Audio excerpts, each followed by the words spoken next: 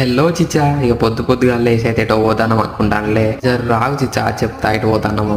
ఇక ఇయ్యాల ఎందుకో చేపలు తినబుద్ది అయింది. ఇక మా చెర్ల పడతానని తెలిసింది. ఇక చెరువు కాడికి అయితే పోయినాం. ఇక చూడండి ఇక్కడనైతే ఇక మనోడు పలకర అయితే ఇడిచిండ్లు. ఇక చేపలు పట్టుకొని అయితే మనోడు ఆ తెప్ప మీద ఒడ్డుకైతే వస్తున్నాడు. సో ఇక ఒడ్డు అయితే దిగి మేము కూడా ఇక చేపలు చూసినాం. ఇక చేపలు చూసి అయితే ఒకదాన్ని అయితే సెలెక్ట్ చేసుకున్నాం. అదైతే మామూలుగా లేదు, 7 kgs ఉన్నది. ఇక 7 kgs ఉన్నది. ఇక డబ్బులు అయితే ఇచ్చేసినాం. ఇక డబ్బులు ఇచ్చేసి ఇక దీన్ని పట్టుకొని అయితే వచ్చినాం. ఇక లొకేషన్ చూడండి ఎంత మంచిగా ఉన్నదో వెదరు. ఇక ఇంటికైతే వచ్చేసినాం. ఇక దీని పొట్ట అయితే నేను గీకిన.